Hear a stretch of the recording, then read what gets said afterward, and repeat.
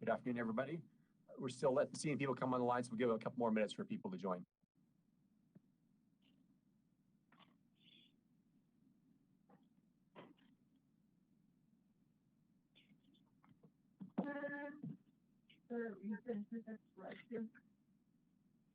You can pick it up and stop. He falls now. Oh, okay. Where do you want me to put it? Oh, I'm sorry. Okay.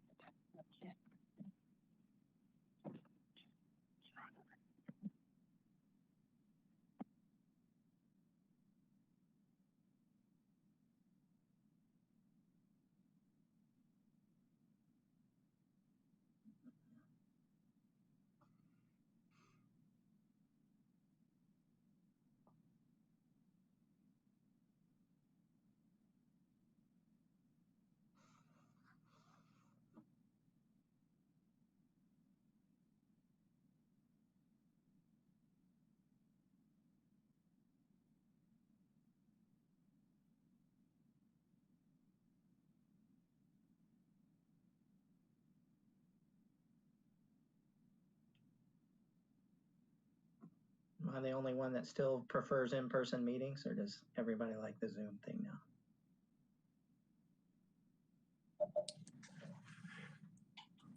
now? I'm with you. I'd prefer in person.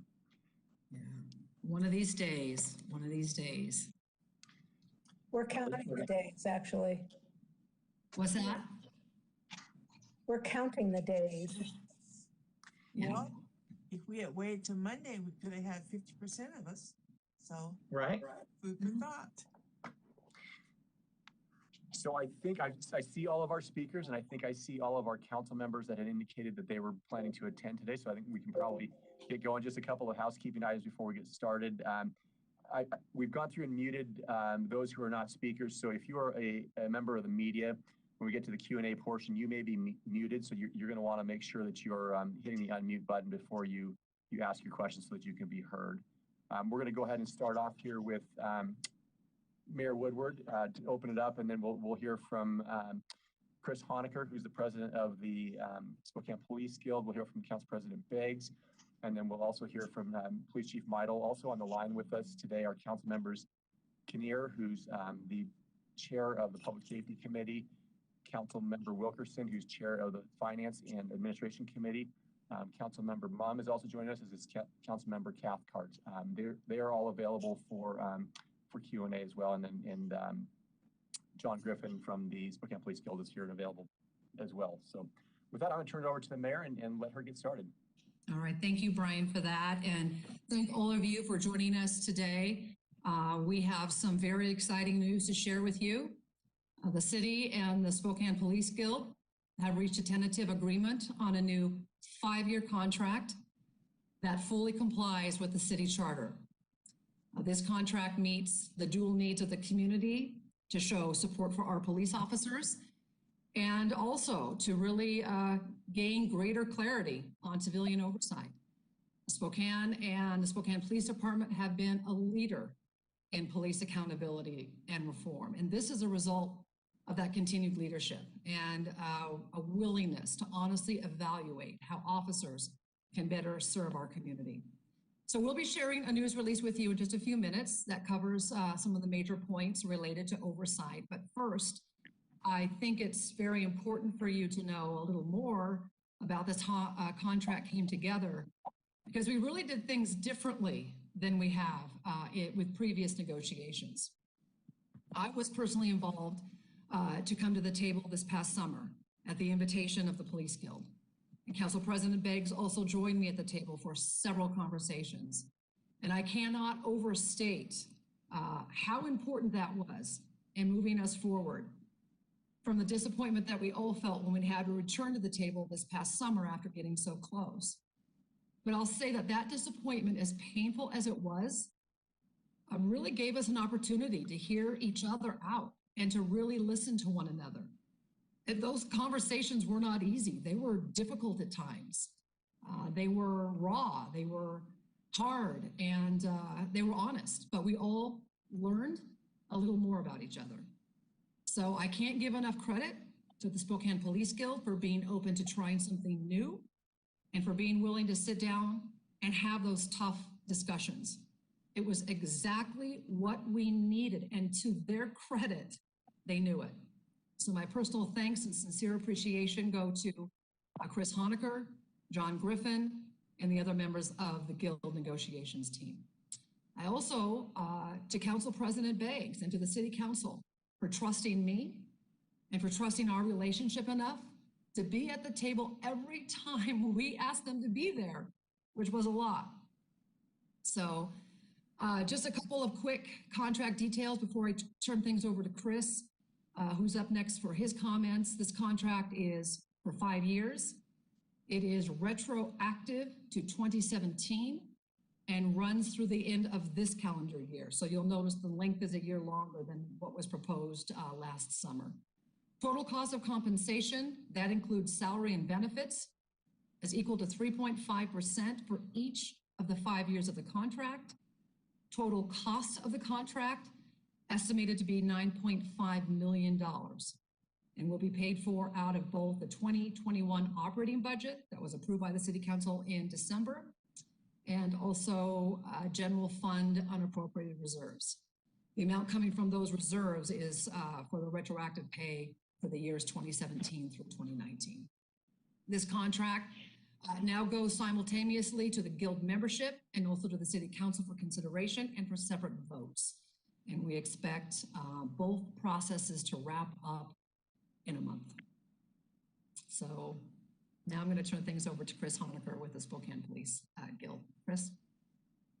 Thank you, Mrs. Mayor, and again, thank you for your support through this process. Thank you for making this a campaign promise to get this done and get it over the line. I can't thank you enough for that on behalf of all my membership. I would also like to thank Council President Beggs for being part of the process since this fall and moving forward with us. We were obviously very disappointed the process on the first TA fell apart. However, I believe working with Mr. Beggs, we were able to come up with language I think satisfies more appropriately what everyone was looking for. I think it's a better product for everyone moving forward for the citizens of Spokane and for our membership as well. Oversight is not something that we are opposed to in any way. We also obviously, as a police officer, like to thank the citizens of Spokane who we serve. Their support is just incredible for us, and they have supported us all the way through. And very thankful to have it. And lastly, obviously, with the council here, the council members present, we're just hopeful you can support our tentative agreement. Thank you very much for looking at it.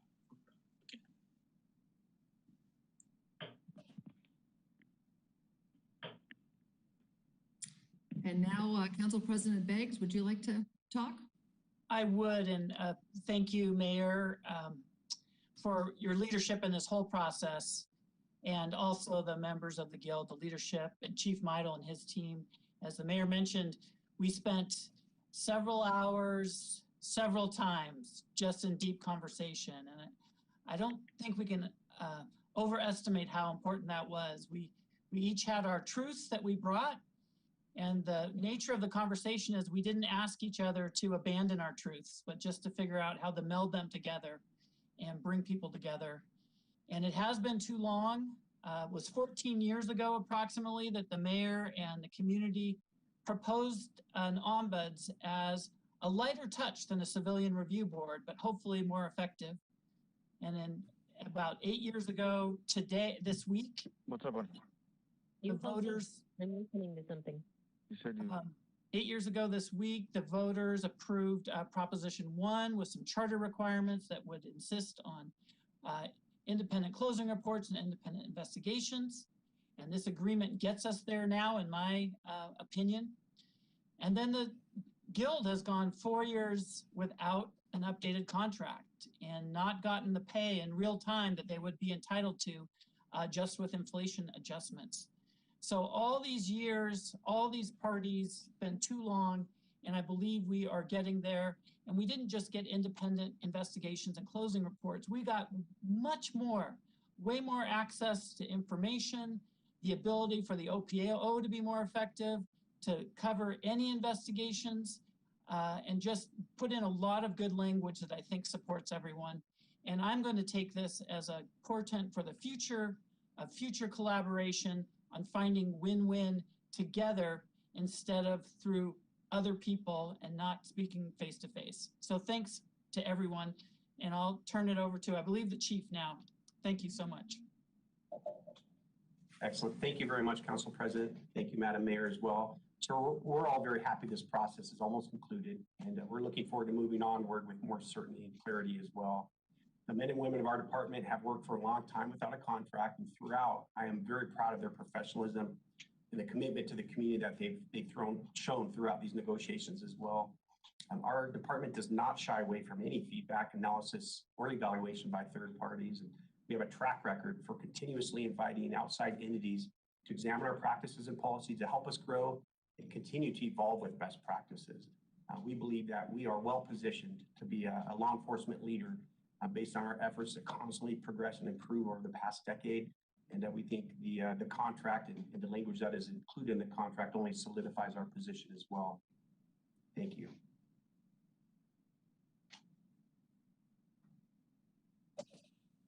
And now if media has questions, we have those of us who spoke and also the members of the council too, and the guild. And just a reminder for the media members, you're on mute. So if you have a question, please hit your unmute button so you can be heard.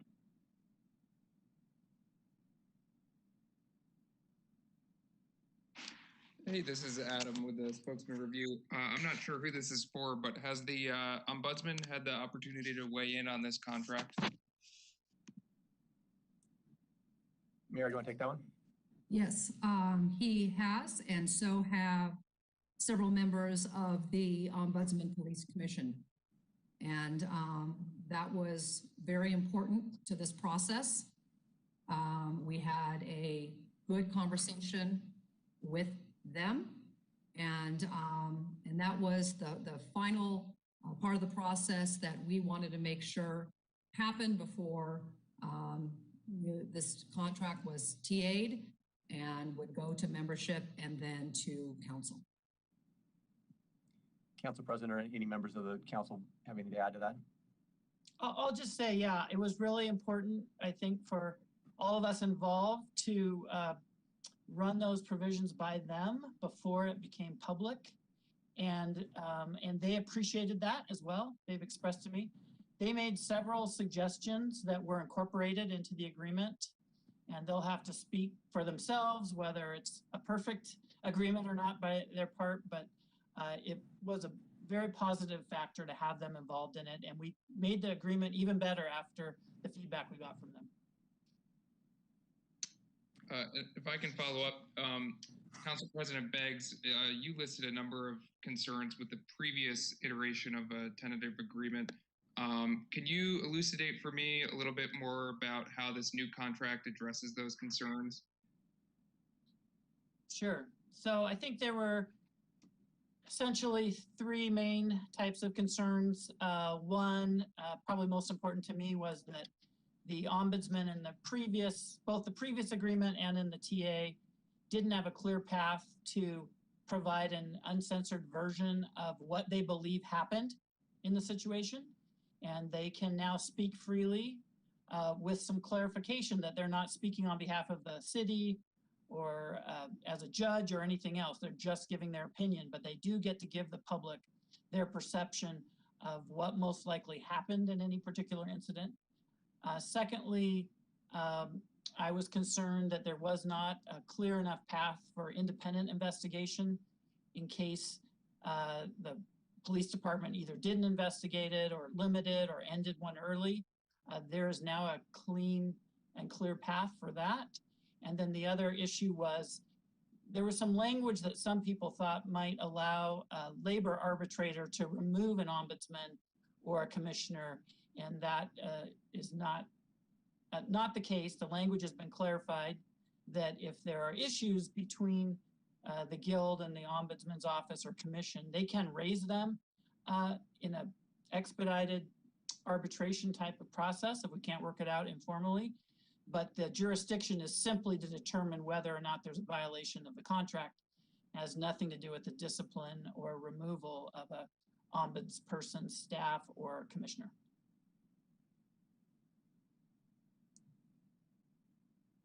John or Chris, anything you wanted to add to those comments? Okay. Any other council members? I'm trying to keep an eye on everybody's screens to make sure I'm not missing anybody. I think I saw Emily that you'd gone off mute. Did you have a question that you wanted to ask?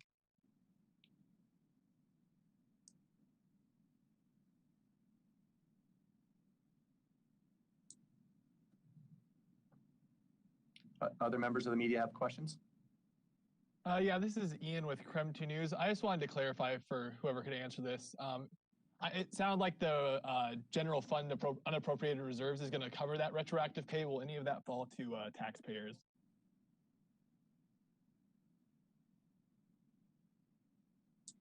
Councilmember Rowan? Sure. We anticipated that we would be needing to pay the back pay. And so we've been accruing those reserves over the last several years. So there is enough money to pay now and no anticipation of needing any more taxes. The community has already sort of pre-funded this.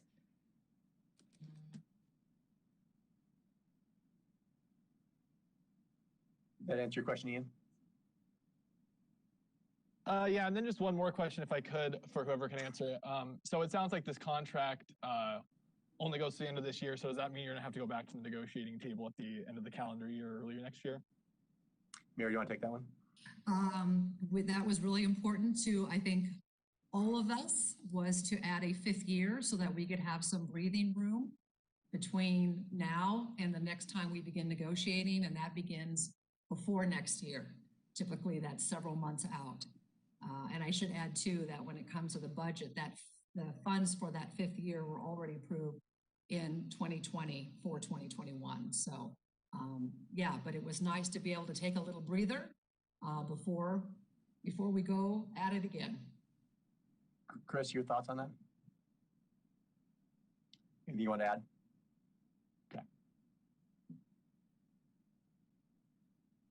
Okay. Councilmember Mumm.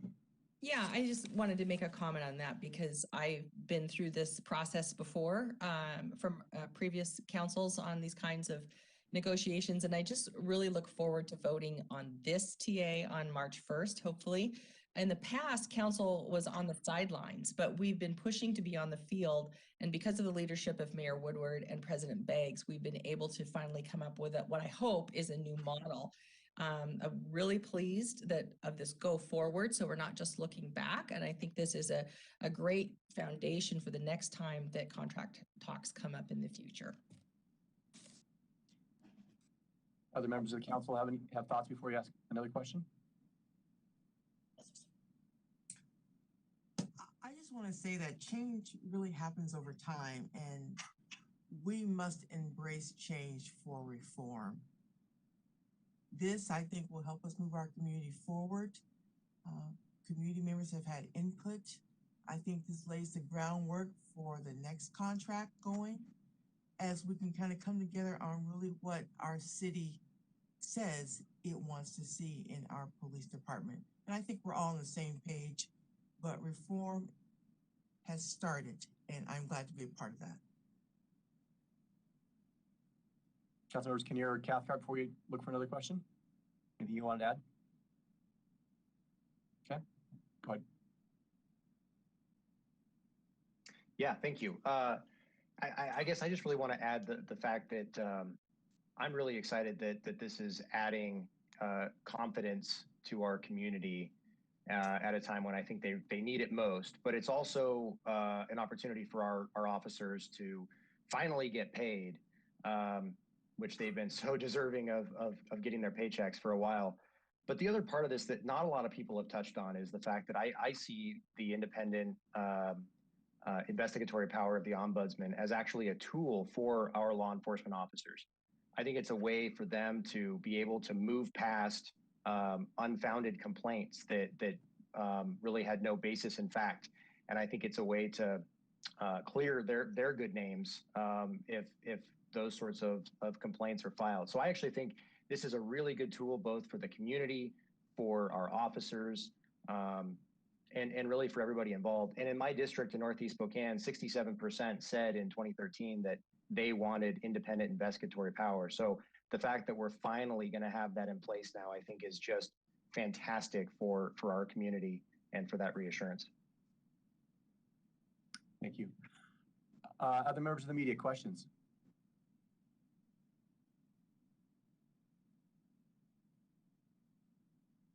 I have some more questions, but I'll let other folks go first.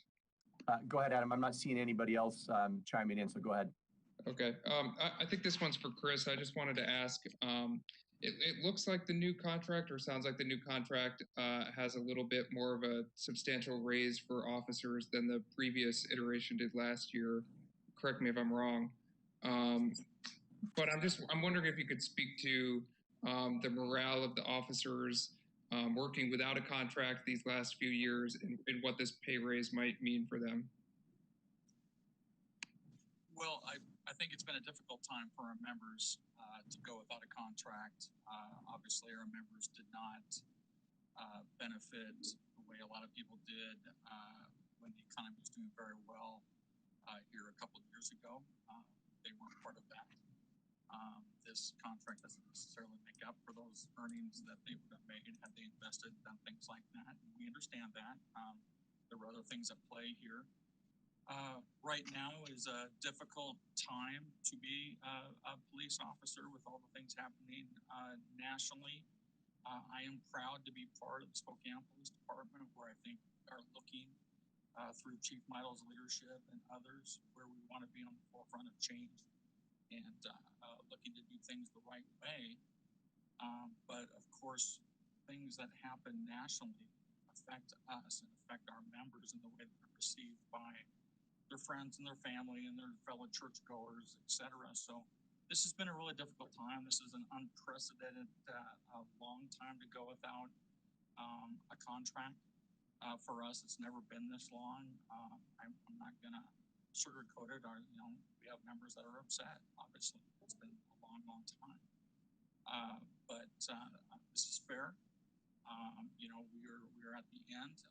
We are thankful for cooperation from the mayor, from the council president, and look to hope to see a positive vote from the council. And we will move forward. I am proud. I'm so proud of people that I represent, how hard they work in the light of all these things. They still show up every day. Pandemic, doesn't matter. They show up. They really do hard work. And I'm just so proud to represent those people. So I hope that answers your question. Yeah, thank you. Members of the media. Oh, go ahead. I'll just chime in, Adam, to the first part of your question. My understanding of the raises that are in this contract, that of course are most all retroactive, but it's the same raises that were in the TA in June. The only exception is we added an extra year. And for those who are reading or listening, we come up with those raises based on comparison with other cities of similar size and economy. And so both sides know what those raises have been, and then we look at cost of living. And so it made a lot of sense for us to sit down and agree on these numbers, because we could have spent more time and asked an arbitrator to pick the numbers. But I think both sides at the end felt like these were fair numbers within the range that we would have gotten if we'd gone to that trouble. And so we were convinced on council that these were the right numbers based on what other cities did during the same time period. The difference is we're 4 years into it to update the contract. And so we know what all those cities did during that time. So in some ways it was easier, but that makes it, as President Honaker mentioned, no less painful, knowing you're going to get a raise but not having it, even though the rest of the contract stayed in place. Thank you, Council President. And the other thing I would add to that, Adam, is that for this current year, It's within the budgeted amount that the council deliberated on during its budget discussions and approved at the end of the 2020 calendar year for the 2021 calendar year. So for this year, that was part of the deliberation that they went through over the last few months of the 2020 year. Members of the media, reminder, you're on mute, so if you have a question, please unmute yourself and ask it. Otherwise, we'll wrap up.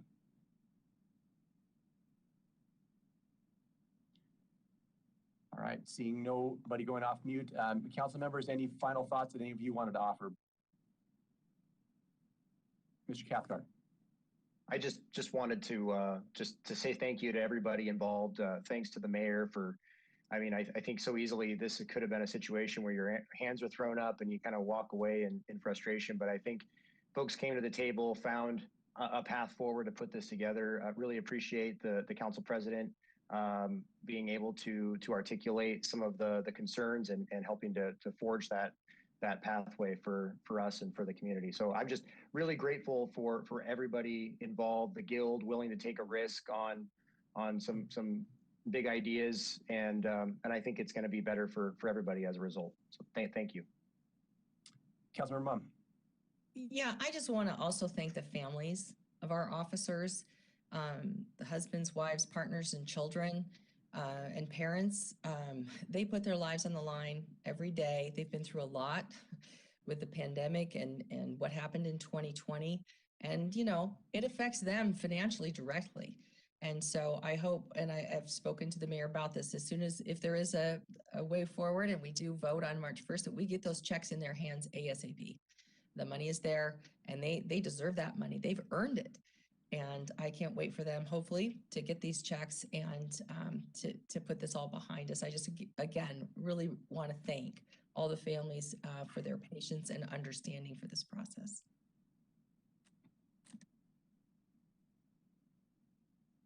Mr. Honaker, Ms. Griffin, anything else you wanted to add? Council President, anything you wanted to add? Just the same. I just wanted, again, I wanted to thank the guild leadership who's here today and the ones that were participated, because it was a truly transformative conversation, I felt, for me, and I hope for them, and it's a note to the future. And again, just special thanks to the mayor for trying something different, and good job. It really worked. Mayor, final thoughts before we wrap up? Yeah, I think what we're celebrating today is the result of what happens when you do get to the table face to face and in person, outside of what we're experiencing right now. That dynamic changes everything, and it allows you to listen better and learn more and not just speak. And I've said all along, listening is an underutilized skill in leadership and in many walks of life. And when you speak, you repeat what you know, but when you listen, you learn something. And we all listened to each other during this process. So I just want to thank everyone, and I'm so glad to be in this place today. Thanks, everybody. That concludes our news conference for today. Members of the media, that release should be coming to your inbox in the next minute or two. So look for it there. I appreciate everybody's time today. Have a good weekend.